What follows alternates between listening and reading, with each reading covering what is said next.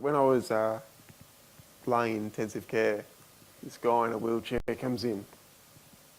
He'd broken his neck. He said, "Oh, I've got a joke before I go. Before I go, I'll just quickly tell you this joke." And I was like, "Oh yeah, last thing I really want to hear is a joke." He said, "What's the hardest part about cooking vegetables?" And, whatever, what's the hardest part? Tell us the answer. And he said,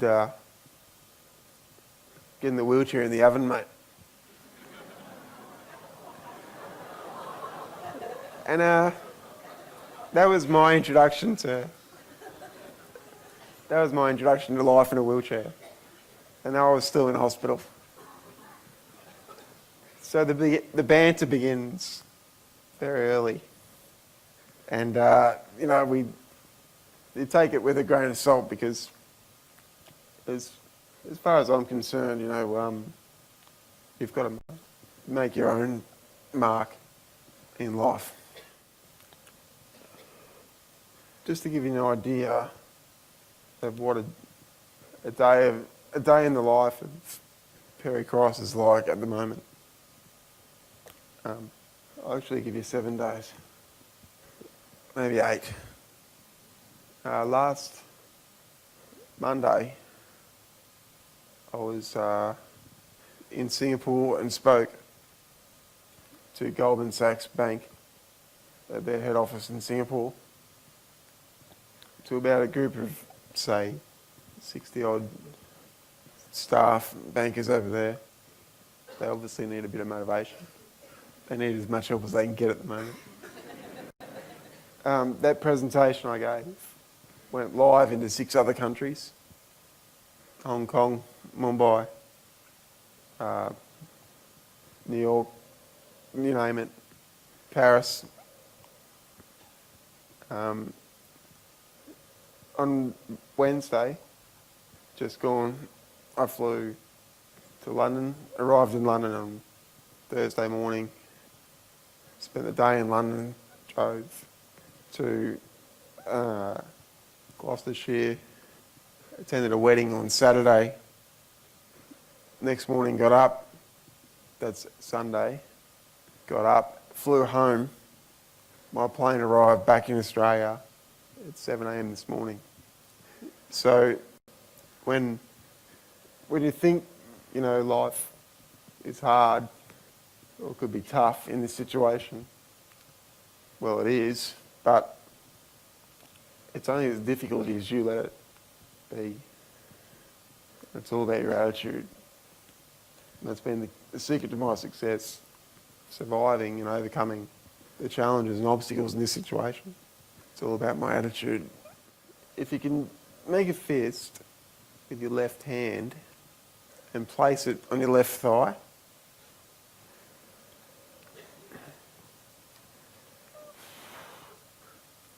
and extend your ring finger.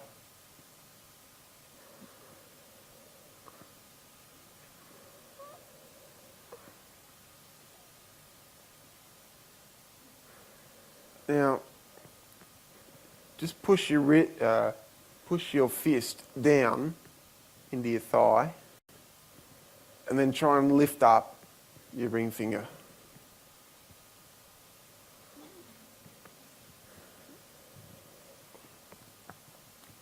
They say that's what it feels like to be paralysed. They say I haven't tried it obviously yet, but they say that's what it's like, because I sit here and I look at my hands and my fingers and my limbs, and all I want to do is move. With every ounce of might, all I want to do is move. But I can't.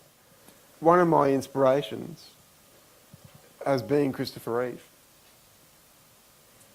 He was the first person to say to me, there will be a cure for paralysis. The story goes that Christopher Reeve was injured in 1996 in a horse riding accident. How unbelievable. Superman. the man of steel. Of all the people in the world that could have had a spinal cord injury, it was Christopher Reeve. And some dogged determination inside me, some Aussie ignorance inside me said, I need to meet him. So I spoke to a few doctors about flying, and they totally advised me against it.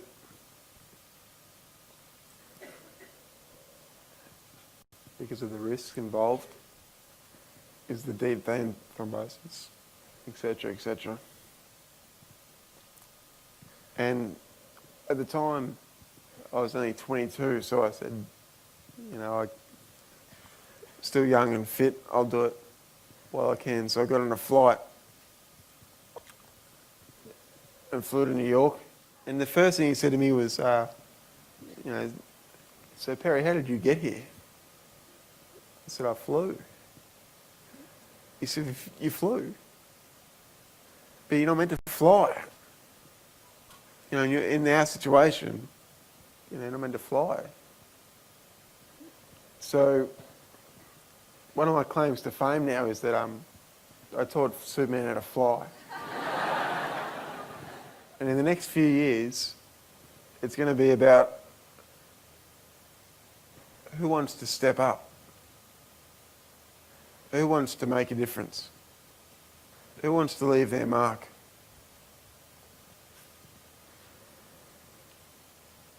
And I'm not going to go away without a fight. Because whether or not I walk again is irrelevant. That's irrelevant. But I'm going to make sure I give it a bloody good nudge while I'm here. Because this is no dress rehearsal. This is it. It's game on.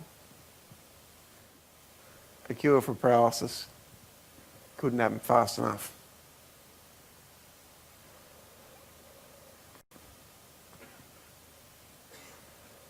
And I'm passionate about it, and I'll maintain that passion for as long as I live. In 2005, I set up the Perry Cross Foundation to fund medical research to do a cure for paralysis. After Christopher passed away, we lost our Superman. We lost our advocate. In March last year, I travelled to India on a privately funded trip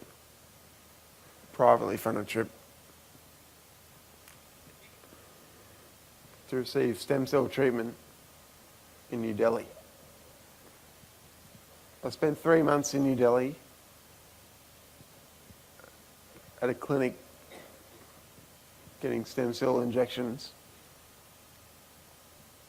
And after about 6 weeks into that treatment, I started to notice changes.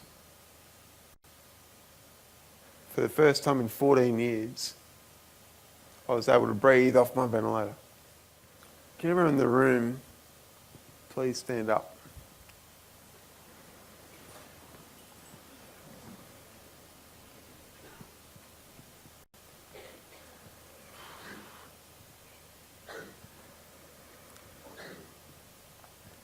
Guys and girls, you just achieved my lifelong goal in less than 5 seconds.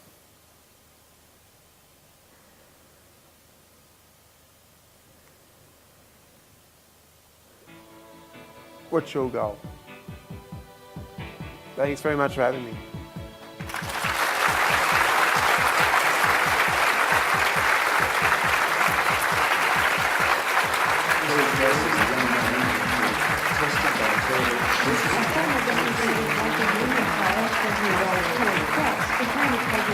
Last year, and the